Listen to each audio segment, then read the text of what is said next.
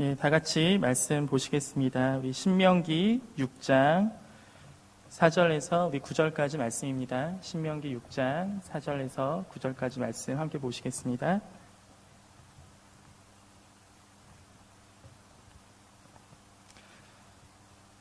네, 저부터 한 절씩 우리 교독하겠습니다.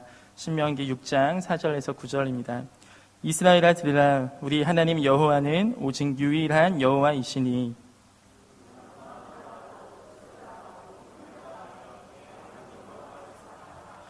오늘 내가 네게 명하는 이 말씀을 너는 마음에 새기고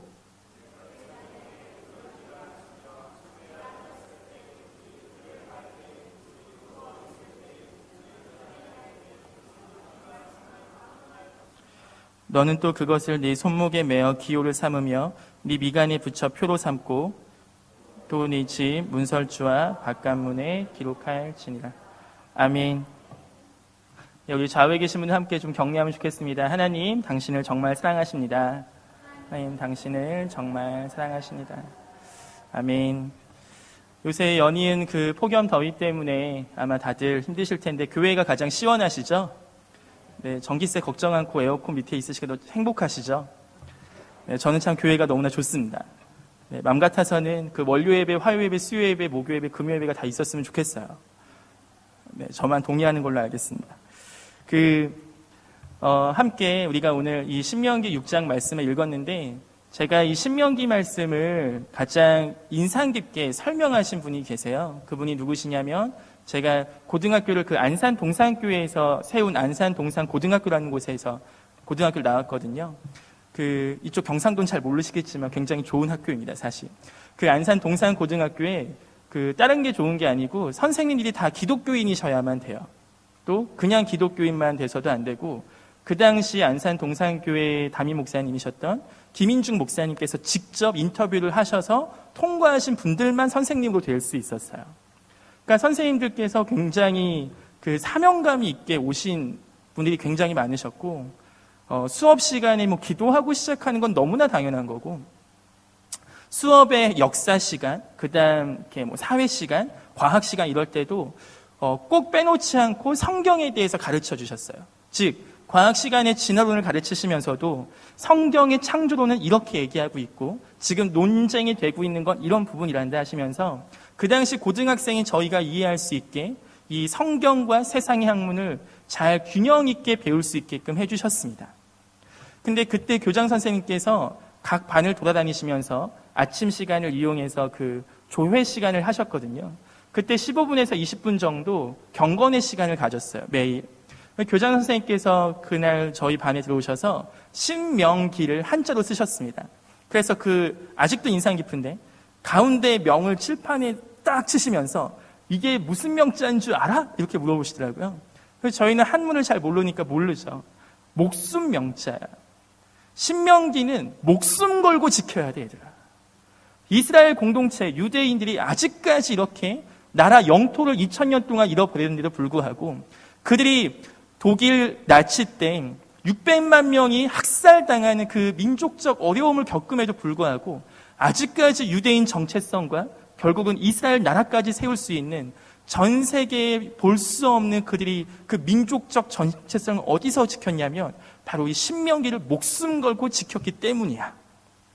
그렇게 교장 선생님께서 저한테 저희 반에 오셔서 메시지를 전해주셨던 게 고등학생임에도 불구하고 굉장히 인상 깊게 다가왔었습니다. 그때 말씀하셨던 그 본문이 바로 오늘 저희가 함께 읽은 이 본문인데 이 본문은 이스라엘 민족의 가장 중요한 말씀으로 흔히들 쉐마 본문이라고 하죠. 왜냐하면 여기 우리가 4절 읽었을 때 이스라엘아 들으라, 이게 원문에는 쉐마 이스라엘 이렇게 들어가거든요. 그러니까 들으라 이스라엘아, 너희는 모두 들어야 돼. 이 쉐마 본문인데 이것을 이스라엘은 아침 저녁으로 무조건 외운다고 합니다. 그러니까 이 말씀을 외우는 게 이스라엘 공동체 아직까지 흘러오는 민족적인 의식 중에 하나인데 오늘 이 말씀을 함께 나누고 싶은 이유는 제가 유초등부와 청년부를 함께 섬기면서 저는 경운교회 유초등부를 볼 때 지금 그냥 학생들이 아니라 기도하는 게 그거죠. 하나님, 우리 경운교회 유초등부 얘네는 결국 30년, 40년 뒤 우리 경운교회 일꾼들이 될 겁니다. 아멘. 그러니까 얘네 중에 누구는 유초등부 부장집사님이 돼야 되고, 얘네 중에 누구는 유초등부 담당 전도사님이 됐으면 좋겠고, 얘네 중에 누구는 우리 교회 장로님이 되실 거고, 얘네 중에 혹 누군가는 선교사님이 되고, 얘네 중에 누군가는 또 대기업에도 취직하시고, 얘네 중에 누군가는 어쨌든 민족과 열방을 섬기는 미래의 지도자들로 생각하고 이들을 섬기고 있습니다. 근데 한 가지 좋은 게 뭐냐면, 제가 사실은 유초동부를 섬기면서 가장 좋은 건 제가 우리 아이들 선생님들에게 배운다는 겁니다. 마음속으로 사실은 얘네가 저의 선생님이에요. 얘네가 기도하는 모습을 보고, 얘네가 예배드리는 모습을 보고, 얘네가 하나님의 말씀에 순종하는 모습을 볼 때 얼마나 큰 감동이 되는지 모릅니다. 와, 내가 오늘도 얘네한테 배우는구나. 지난주에 저희가 유초등부 캠프를 했습니다. 그 캠프 때 바로 우리 10살 된 오예승 군한테 배웠어요. 무엇을 배웠냐면, 우리 사진 한번 좀 보여주실 수 있을까요? 저희가 캠프 때 이제 연합 캠프를 가는데 900명 정도 모인 캠프였어요. 캠프 때 저희 학생들 한 30명 정도 참석했고, 이제 그동안 저희 수련회 때 제가 이제 밤마다 애를 기도시키고 1시간씩 회개시키고 눈물로 회개해야 되는 것, 무릎 꿇고 주님 앞에 기도해야 되는 것, 다른 시간엔 장난쳐도 기도 시간에 장난치면 정말 왜 안 된다는 것. 그래서 얘네가 캠프하면 회개하는 시간이라는 그 공식이 어느 정도 성립이 돼 있어요. 그래서 우리 9살 우리 이춘수 장로님의 손녀인 승아도 이번에 캠프를 갈 때 전도사님 이번에도 회개하는 거 맞죠? 이렇게 물어보는 거죠. 오늘도 회개해야 돼요? 오늘 눈물 흘리기 싫은데 꼭 흘려야 돼요? 이게 우리 아이들 그 생각이에요. 캠프에 대한. 근데 아마 우리 노랑머리 예승이를 아실 수도 있을 겁니다. 왜냐하면 무슨 세대 연합 예배나 할 때마다 제가 예승이만 생각하면 한 시간을 또 어떻게 보낼까 이런 생각이 들 정도로 우리 예승이는 우리 유초등부 에이스죠. 근데 예승이가 캠프 날 바로 저렇게 한 거예요. 그 앞에 앉아있는 애가 1학년 예건이라고 예승이 동생이거든요. 캠프 때 기도를 하고 있는데 보니까 예승이가 예건이를 데리고 저러고 기도하고 있어요. 예승이가 저런 애가 아닌데 설교 시간에 900명 중에서 강사분이 야 거기 노란머리 좀 조용히 좀 해. 걔가 바로 예승이었거든요. 근데 기도의 시간에 갑자기 얘가 예건이한테 찾아가서 예건이를 앉히고 예건이 손을 모으고 기도를 하는 거예요. 갑자기. 기도회가 끝나고 나서 물어봤습니다. 예승아, 너 뭐 했어? 하니까 예승이 이렇게 얘기하더라고요. 전도사님, 기도하는 시간인데, 예건이가 기도 안 하고 저 장판 은박지를 얘가 막 뜯는 거예요, 계속. 저 뜯으면 3만 원 물어줘야 되거든요, 그게. 예건이가 기도 안 하고 딴짓을 해서 기도하는 거 알려주려고 예건이 손잡고 기도했어요. 그리고 나서 밤에 또 장난치고 전도사님 핸드폰 하면 안 돼요. 이런 예승이지만, 저 사진이 이번 유초등부 캠프의 가장 베스트 컷입니다. 우리 유초등부 모든 선생들이 저거 보고 감동을 받았어요. 우리 예승이가 이제는 8살, 9살, 10살을 거쳐가면서 하나님 앞에서 기도하는 걸 배워가고 있습니다. 다시 말씀을 좀 보겠습니다. 오늘 하나님께서 모세를 통해 이 신명기를 이스라엘 공동체에게 주시는 대상은 이스라엘의 다음 세대가 아닌 바로 그 이스라엘 세대였습니다. 자녀 세대에게 주시는 말씀이 아니었어요. 다음 세대에게 주시는 말씀이 아니었어요. 하나님의 홍해를 경험하고 하나님의 40년간의 이스라엘 광야 공동체를 경험했던 그 하나님의 이스라엘 그 40년을 경험한 하나님이 어떤 분이신지를 안 40년 동안 하나님을 경험한 노뱀의 하나님 이스라엘 백성을 드디어 하나님께서 이끌어 주신 것을 아시고 가나안 땅 들어가기 바로 직전 바로 그 어른 세대에게 하나님께서 오늘 주시는 말씀입니다. 그 세대에게 하시는 하나님의 말씀 우리가 함께 좀 보기를 원합니다. 4절 이스라엘아 들으라 우리 하나님 여호와는 오직 유일한 여호와이시니 여기서 유일한 여호와 유일한 하나님을 얘기합니다. 즉 우리가 볼 때는 당연히 하나님이 유일신이지 하지만 그 당시에는 이스라엘이 가나안 땅에 들어가서 맞닥뜨려야 되는 상황이 어떤 상황이냐면 그 당시에는 비가 안 오면 이 신한테 가서 빌고 비가 너무 많이 오면 또 저 신한테 가서 빌고 이런 너무나 잡다한 이방신이 많았던 시대였던 거죠. 신이 너무나 많은 시대였어요. 즉 이신 저신 잡신들을 많이 찾아가다 보니까 이 하나님만을 유일하게 여호와로 섬기는 공동체는 이스라엘밖에 없는 겁니다. 이거는 민족의 정체성, 민족의 신앙을 고백하는 고백이에요. 오직 유일한 여호와이시니. 우리가 이 시대를 살아갈 때도 우리가 어떤 화석화된 고백으로서의 유일신 하나님이 아닌, 교리에서의 유일신 하나님이 아닌 우리의 세상의 마음을 이끌어가는 신들이 많죠. 돈이 없으면 불행해진다. 이건 무슨 얘기입니까? 돈이 세상 끝날까지 우리와 함께하지 아니하면 불행하다는 돈을 신으로 사는 우리의 마음입니다. 사실은 우리가 무엇을 뺏겼을 때, 우리가 무엇이 없어졌을 때 우리의 인생이 송두리째 날아간 것 같은 그것이 바로 우리의 하나님이 아닌 다른 것을 우리가 좇고 있었던, 따르고 있었던 것으로 드러나게 되는 것 같습니다. 오늘 수요 예배 때 저기 뒤에 저희 제 70일 된 딸내미인 소혜가 같이 예배를 드리고 있어요. 근데 어느 날 제가 소혜를 이렇게 안고 분유를 먹이는데 그런 생각이 들더라고요. 만약에 오늘 소혜가 죽으면 내가 과연 하나님께 감사할 수 있을까? 제 인생이 송두리째 날아간 것 같은 생각이 들지는 않을까? 하나님이 분명 나와 함께 하심에도 불구하고 나는 하나님이 나와 함께 하시지 않는다고 원망하지 않을까? 않을 거라는 자신이 없더라고요. 이것이 소리가 그러니까 우상이야 이런 정도의 얘기가 아니라요.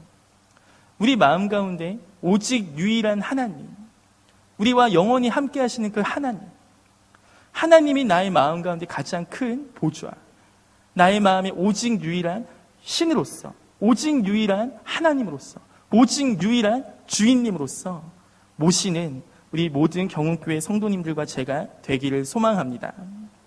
우리 마음 가운데 그런 찔림이 있으면 좋겠습니다. 내 마음 가운데 하나님이 아닌 다른 신들을 지금 좇고 있었던 건 아닌지. 이것이 단순히 타종교 부처나 이 얘기를 하는 게 아닌 거 아시죠?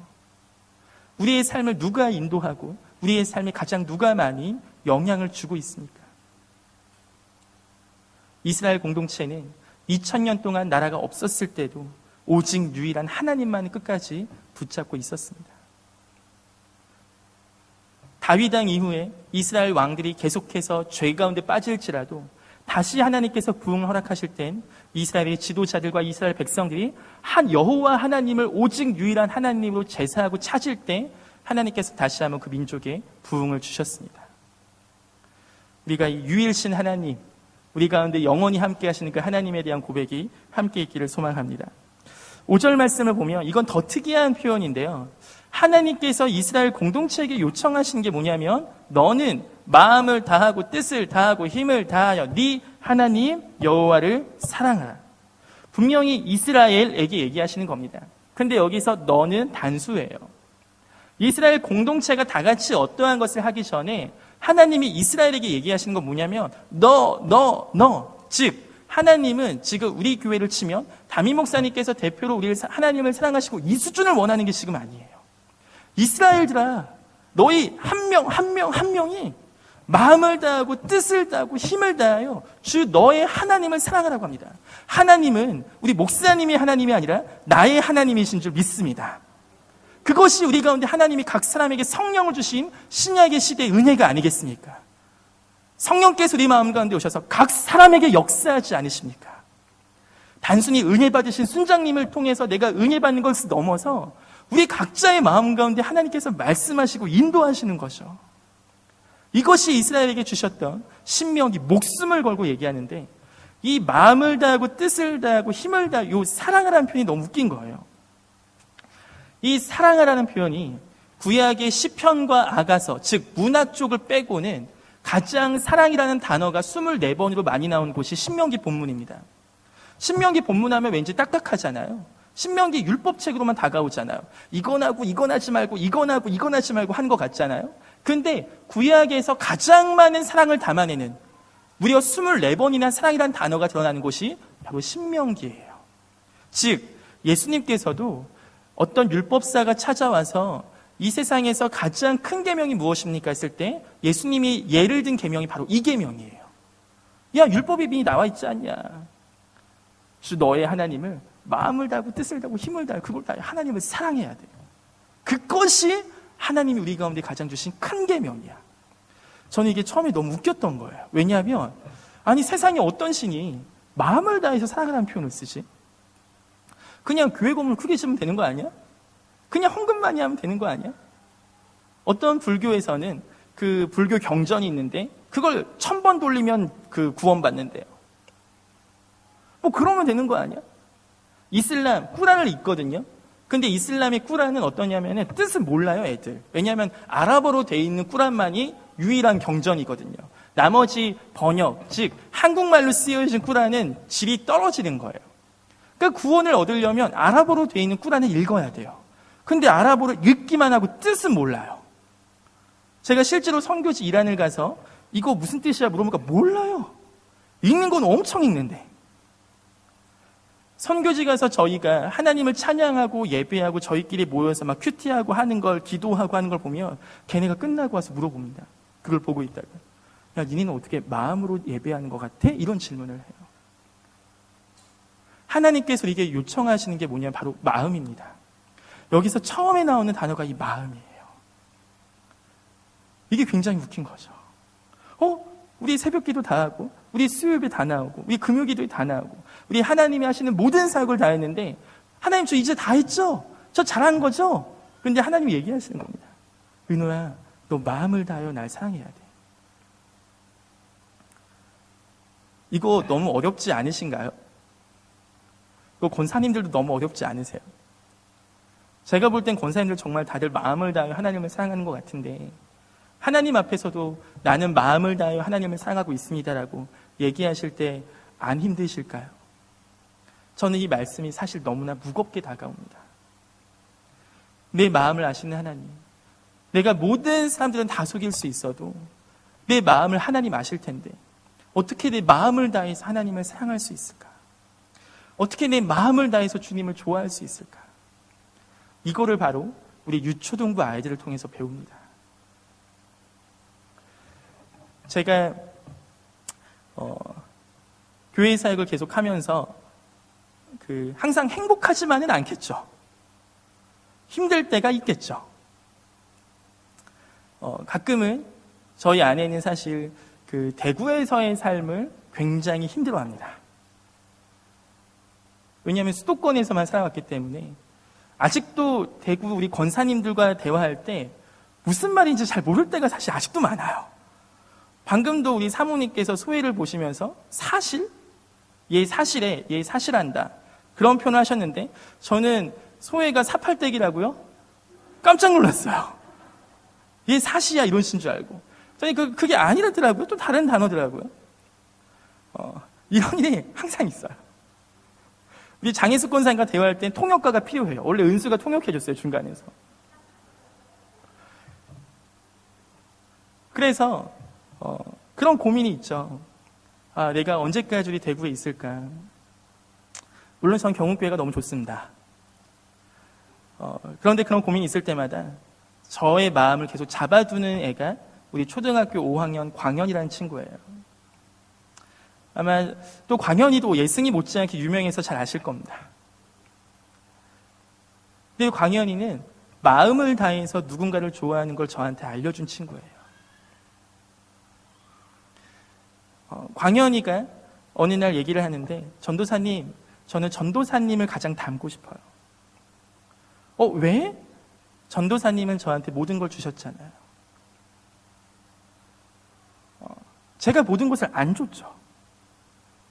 제가 가끔은 광현이가 너무 힘들 때가 있었죠. 왜냐? 유초등부 예배를 드려야 되는데 도서관에 있는 거예요. 안 들어와요. 왜 안 들어오니? 물어봤어요. 그랬더니 들어가면 애들이 절 때릴 것 같아요. 야, 누가 때려? 모르겠어요. 때릴 것 같아요. 전도사님, 저 도서관에서 책 보면 안 돼요. 이게 불과 1년 전 광현이와 저의 대화였습니다. 광현아, 그러면은 도서관에 있대. 도서관의 문을 열고 유초등부 예배실에서 가장 가까운 데 있으면 안 돼. 거기서 먼저 예배를 드리자. 그렇게 한 달 동안을 예배 드렸습니다. 광현아, 이제 도서관 문을 열고 그 유초등부에서 도서관 사이 그 문 바로 옆에서 예배드리면 안 돼? 이제 유초등부실을 들어와서 예배드리면 안 돼? 그렇게 또 2달을 예배드렸습니다. 이제는 광연히 지정석이 있어요. 광연이는 절 만나면 별다른 얘기하지 않아도 그냥 저의 품에 안겨서 얘기하는 그 마음, 그게 얘가 저한테 무엇을 원하거나 얘가 저한테 어떤 것을 원하는 때 묻은 마음이 아니라 그냥 정말 순수하게 마음을 다해서 누군가를 좋아하더라고요. 저는 정말 하나님을 그렇게 사랑하기를 소망합니다. 무언가 뛰어난 사역이 아닌, 무언가 뛰어난 헌신이 아닌, 정말 하나님을 저의 마음을 다해서 하나님을 사랑했으면 좋겠습니다. 저는 이것이 우리의 고백이 되기를 소망합니다. 그 다음은 뜻을 다하라고 합니다. 모든 의지와 모든 생각과 모든 지적, 감성적, 의지적인 모든 마음, 우리가 뜻으로 정할 수 있는 모든 것을 다 하나님을 다해서 사랑하라고 합니다. 이거는 마음보다 좀 더 어려운 것 같습니다. 뜻까지 정해야 돼요. 다니엘은 왕의 진미를 거부할 때 뜻을 정하여라는 표현을 썼습니다. 우리는 적어도 뜻을 정하여 수요 예배에 나오신 그리스도인인 줄 믿습니다.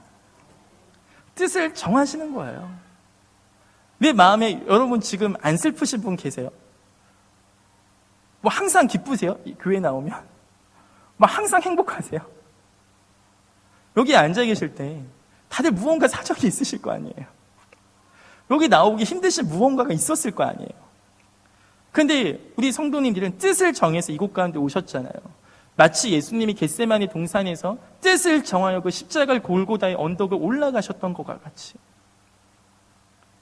하나님은 뜻을 정하셨습니다. 저는 이것이 사랑이라고 생각합니다. 세상이 말하는 사랑은 달콤하고 로맨틱하고 거기서 끝날지 모르지만 하나님께서 우리 가운데 주신 사랑은 달콤하지 않습니다. 하나님은 우리를 위해서 자신의 아들을 죽였습니다. 그게 어떻게 달콤한 사랑입니까? 그게 어떻게 로맨틱한 사랑이에요? 그게 어떻게 꽁냥꽁냥하는 그런 사랑이에요? 너무나 부담스럽지 않습니까? 어떻게 우리를 위해 자신의 아들을 죽이십니까? 어떻게 우리를 위해 죄인들을 위해 죄 없는 하나님의 유일한 아들을 죽이실 수 있습니까? 하나님의 뜻을 다하여 우리를 사랑하신 게 아니면 불가능한 일이었습니다. 그리고 힘을 다하여 사랑하라고 합니다. 힘을 다하여 사랑하다 보면 결과가 있습니다. 힘이 다 빠져서 피곤합니다. 전 오늘도 한동대학교에 있다 왔거든요. 한동대학교에서 또 뭘 하고 있어서 포항에서 온 거죠. 그럼 포항에서, 그리고 사실은 또 어제는 대구에서 포항 지금 계속 왔다 갔다 하고 있어요, 사실. 계속 왔다 갔다 하면서 기름값도 들고 피곤하기도 하고 졸리기도 하고. 근데 이제 오늘 이제 저희 아내가 저한테 전화하면서 빨리 오라고 하면서 저희 아내가 우리 아내가 드디어 날 좋아하는구나, 날 너무 보고 싶어 하는구나, 막 그렇게 너무 좋았어요. 빨리 오라고 하길래. 그래서 이제 하는데 덧붙이더라고요. 거기서 쉬고 와야 돼. 무슨 말인지 모르시죠? 너 거기서 쉬고 와야 돼. 소회를 봐야 돼요. 왜냐하면 어젯밤 혼자서 아내가 버텼기 때문에 이제 너무 힘든 것이어서 힘을 다하여 사랑했기 때문에 힘이 다 빠진 겁니다. 다들 힘을 다하여 무언가 하고 계시잖아요. 힘을 다하여 하나님을 사랑하면 힘이 빠집니다. 나는 하나님을 다해 힘을 다해서 사랑했는데 왜 피곤합니까? 왜 힘듭니까? 힘들면 안 될 것 같잖아요, 왠지. 교회 일 하다가 지치면 안 될 것 같잖아요, 시험 든 것처럼. 그래서 어디 가서 얘기도 못 하잖아요. 이게 제가 본 저희 아버지와 어머니의 고민이었어요. 제가 볼 때 당연히 힘드신데 지금. 당연히 피곤하신데 괜찮은 척을 계속 하시는 거예요. 하지만 하나님은 상한 심령을 찾는 하나님이십니다. 상한 심령의 제사를 받아주시는 하나님이세요. 그리고 하나님은 사방이 우겨싸움을 당하여도 하나님이 하늘 문을 여셔서 주님께서 새롭게 주시는 새 힘을 주시는 줄 믿습니다. 우리가 피곤하여 넘어질 수 있죠. 자빠질 수 있죠. 곤비할 수 있죠. 하지만 하나님이 하나님을 앙망하는 순간, 다시 한번 하나님만을 바라보는 순간, 다시 한번 하나님을 사랑하는 순간 하나님이 우리에게 독수리가 올라감 같은 새 힘을 주시는 줄 믿습니다. 우리가 그런 하나님을 힘을 다하여 사랑해서 지쳐서 하나님이 주시는 새 힘으로 일어나는 것이 우리의 매일 신앙생활이 되기를 소망합니다. 한 번도 저는 안 지쳤어요. 한 번도 힘든 적이 없어요. 저는 이거는 힘을 다하지 않았기 때문에 오는 결과라고 생각해요. 상처받지 않을 수 있는 방법이 있다고 합니다. 그게 뭐냐면 사랑하지 않으면 상처 안 받는데요.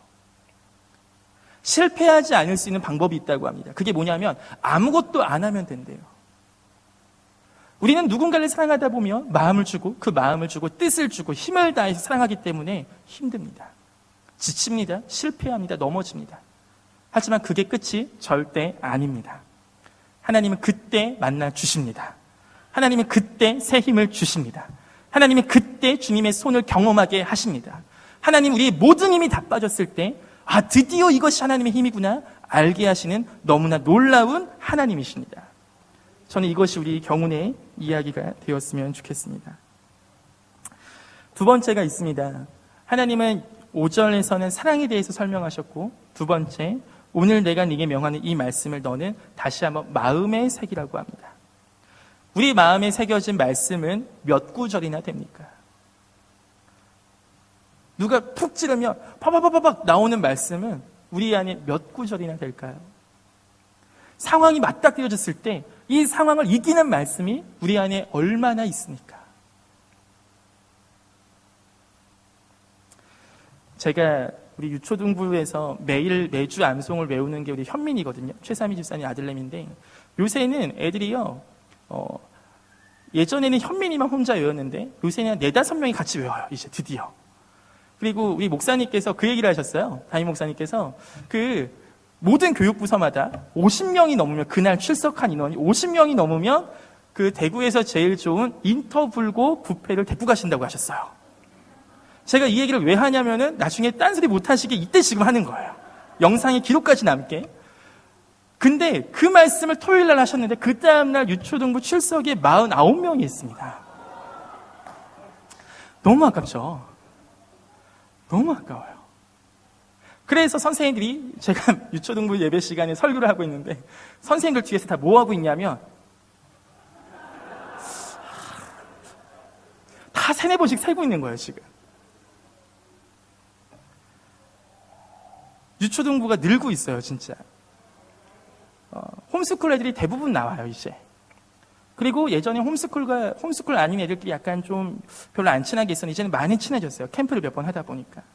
그래서 누가 홈스쿨인지 저도 헷갈려요, 점점. 홈스쿨에서 이제 안 나오는 애들 대부분은 다른 교회를 이미 다니고 있거나 본인들은 근데 교회를 2개 다니면 안 되냐는 질문까지 해요.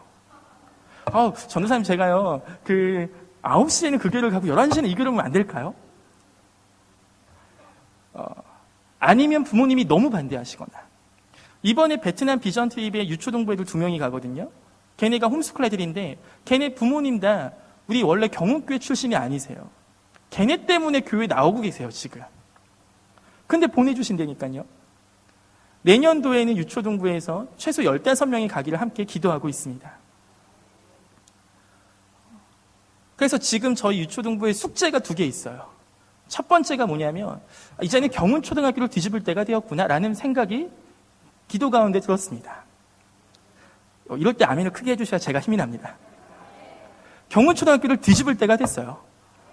지금까지는 유초등부 애들, 그 다음에 홈스쿨 애들 어떻게 나오게 할까?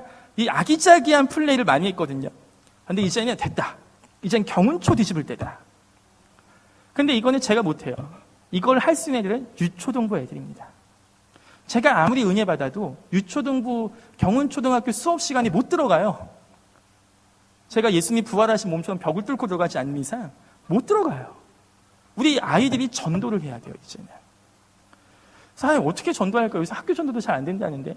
그래서 제가 지금 하나님께서 저에게 기도하는 가운데 그렇게 하면 되겠네. 이게 뭐냐면 제가 파라솔을 하나 들고 이제 학교는 안 되니까 제가 계속 공부방을 하고 있는 잉글리시 아이 간판을 하나 들고 가면 그거는 막지 않더라고요. 그러니까 이제 거룩한 사기를 치는 거죠.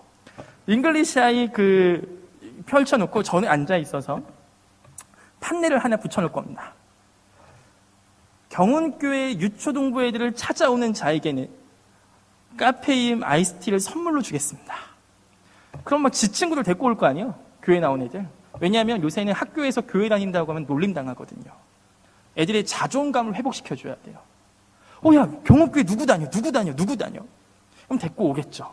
자, 달란트가 있다. 달란트가 뭐냐면 내가 내는 문제를 맞추면 달란트를 주겠다. 그게 뭡니까?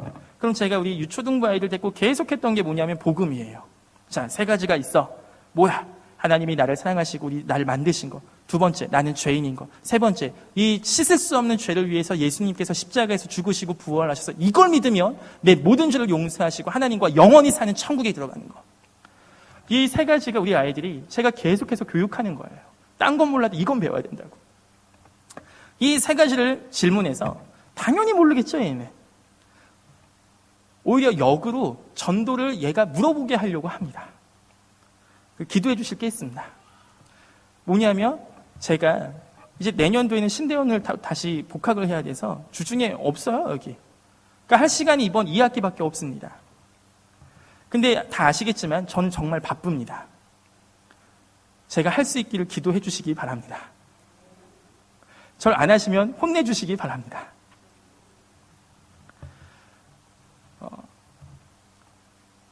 오늘 그 뒤에 나오는 말씀이 바로 이 말씀이에요.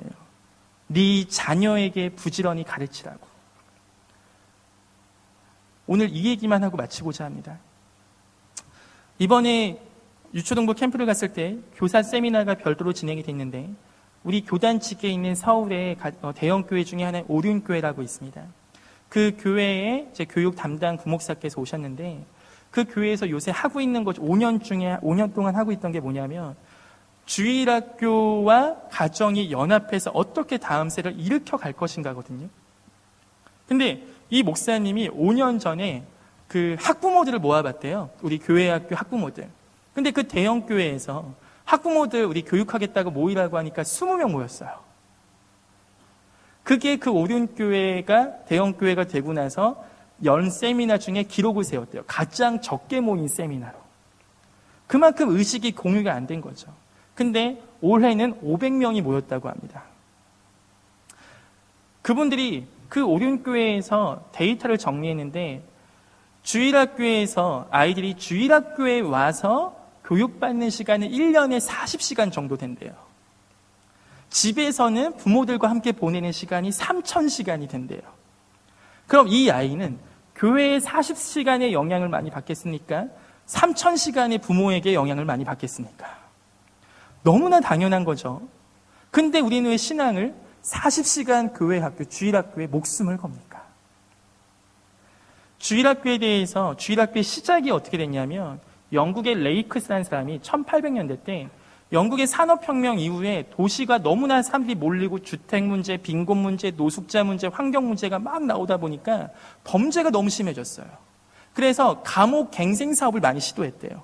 감옥의 질을 높여주고 환경을 바꿔주고 감옥 죄수들을 재교육하고. 근데 얘가 다시 출소하면 한 달 만에 또 죄지고 들어오더래요. 이래서는 안 되겠다 해서 시작한 게 교회 학교예요. 자기 집을 열어서 썬데이 스쿨이라 해서 주일날 오전 8시부터 오후 5시까지 애들을 계속해서 교육을 시켰습니다. 이게 히트를 쳐서 교회마다 주일학교 모습으로 갖추어졌고 이것이 미국 교회도 전파가 되고 미국 교회 선교사들이 한국에 와서 정착시킨 게 지금의 한국 교회 주일학교 시스템이에요. 그때는 너무 좋았죠. 근데 지금은 그거에 대해서 단점 중에 하나가 뭐냐면 가정이 당연히 해야 되는 교육, 가정이 당연히 말씀을 가르치라고 하나님 분명히 말씀하셨는데 이것이 어느 순간부터는 마치 교회의 책임으로 이전됐다는 겁니다. 근데 저도 그거 피해자 중에 하나예요. 왜냐하면 저도 집에서 별로 기억이 안 나요. 부모님께서 말씀을 읽으시고 했던 게 명절날밖에 기억이 안 나요. 그 순서지 보고 아버지가 그거밖에 기억이 안 나요. 집에서 기억나는 모습은 영상을 보고 계신 아버지 죄송합니다. 텔레비 보신 아버지였어요. 제가 기억하는 모습은 그런 거예요. 근데 우리 성도님들은 당연히 말씀을 집에서 자녀들과 읽고 계실 줄 믿습니다. 네, 주님은 아멘 해주신 줄 믿습니다. 여기 소리가요, 부모 세대에게 분명히 하나님 말씀하시는 겁니다. 네 자녀에게 말씀을 가르치라고. 네 자녀에게 말씀을 가르치라고. 그것도 부지런히 가르치래요. 부지런히. 근데 이미 여기 앉아 계신 분들, 자녀분들은 이미 다 더 이상 가르침을 당하지 않을 세대잖아요.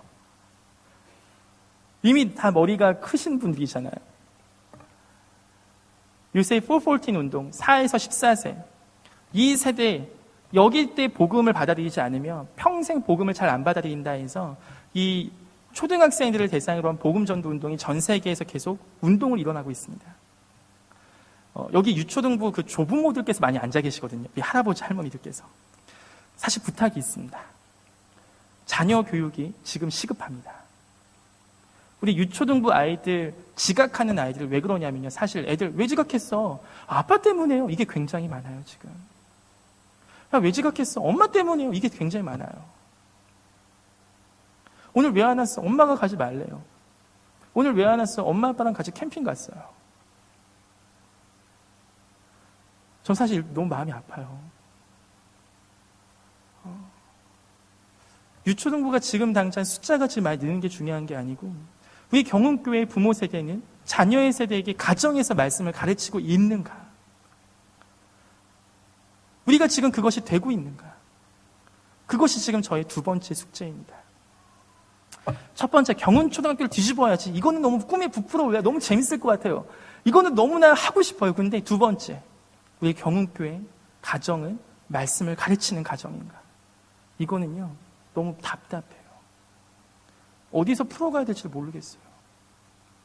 어디서부터 시작해야 될지를 사실 감이 안 옵니다. 그래서 이것이 지금 저의 기도예요. 하나님 어떻게 해야 돼요? 어떻게 해야 돼요? 그래서 이번 겨울에는요, 유초등부 캠프 때 부모 캠프를 같이 하려고 해요. 유초등부 캠프를 아예 부모님들 다 같이 불러서 부모님들과 같이 은혜 받자, 아예. 그래서 부모님들이 같이 은혜 받는 캠프가 되고 부모님들이 은혜 받으셔서 가정 가서 아이들에게 자녀들을 말씀으로 가르치는 그런 캠프가 되어야겠다. 그거 어떻게 해야 되지? 어떻게 해야 되지? 지금 계속해서 여러 가지를 모아보고 있습니다. 기도해 주시기 바랍니다. 네 자녀에게 부지런히 가르치며 집에 앉았을 때이든지 길을 갈 때이든지 누워있을 때이든지 일어날 때이든지 이 말씀을 강론할 것이며. 이거 진짜 부담되는 말씀이에요. 누워있을 때, 앉아있을 때, 어디를 갈 때 너 말씀을 가르쳐야 돼.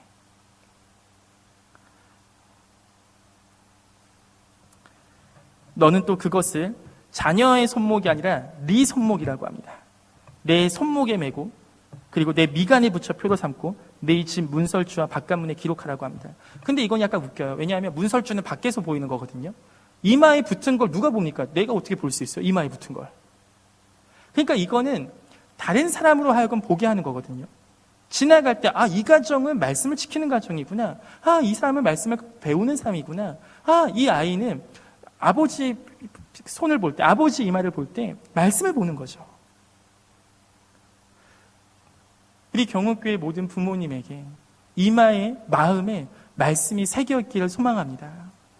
그래서 입장이 너무나 분명한 거예요, 우리 부모님들이. 자녀들이 지나가면서 맞아, 우리 아버지, 우리 어머니. 마지막으로 이 얘기만 하기 원합니다. 흔히들 오해하시는 게 있어요. 어렸을 때 강압하며, 어렸을 때 강요하며 신앙생활 더 삐뚤어질 수 있다고. 하지만 더 강요해야 합니다. 사춘기가 오기 전에. 제가 청년 사역을 하다 보면 강압받은 아이들이 있습니다. 강요받은 애들이 있어요. 그리고 강요받지 않은 애들이 있습니다. 근데 누가 더 신앙 성장이 빠르냐면 강요받은 애가 훨씬 빨라요. 왜냐하면 얘는 은혜만 풀어주면 되거든요.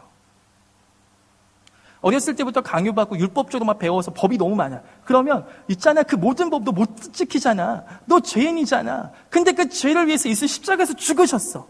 은혜를 가르치면 훨씬 빨라요. 왜냐하면 원래부터 순종에 어쨌든 훈련이 돼 있었거든요. 하기 싫어도 하는 훈련이 어느 정도 돼 있었어요. 그러니까 신앙의 성장이 빨라요. 근데 어렸을 때 법을 배우지 않은 애들은 신앙의 성장이 너무 느려요. 그 너무 은혜로워요. 너무 좋아요. 하는데 결국은 안 해요. 왜냐하면 습관이 안 돼 있어서. 삶의 훈련이 안 돼 있어요. 그러니까 이런 것까지 다시 가르쳐야 돼요. 사춘기가 오면 얘기가 달라지지만 사춘기 오기 전까지 법을 가르쳐야 됩니다.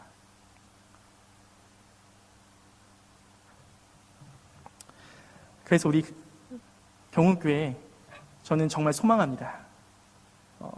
20, 30년 뒤에 이 경운교회를 이끌어가고 한국교회를 이끌어가 민족의 지도자가 지금 우리 유초등부 아이들입니다. 이 아이들에게 정통으로 가르쳐야 합니다. 편법으로 가르치면 안 돼요. 이 아이들은 가정에서부터 말씀을 배워야 합니다. 이 아이들은 부모에게 부모의 이마와 부모의 손목과 부모가 오고 가고 하는 그 길거리에서 말씀을 귀로 들어야만 합니다. 근데 혹시 이것이 앉아있는 우리 성도님들께서 그래 신은우 너는 아직 애를 안 키워봤으니까 그런 얘기를 하는 거란다. 네가 한번 현실을 맛봐라. 그렇게 얘기하시면 저는 할 말이 없습니다. 하지만 부탁드리는 거예요. 정말 유초등부 담당 사역자로서 고개 숙여 우리 유초등부의 할머니, 할아버지들, 우리 부모님들께 부탁을 드립니다.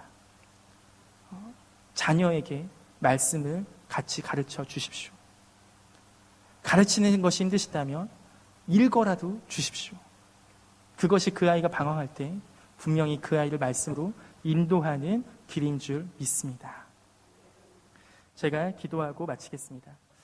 하나님 감사합니다. 부족하지만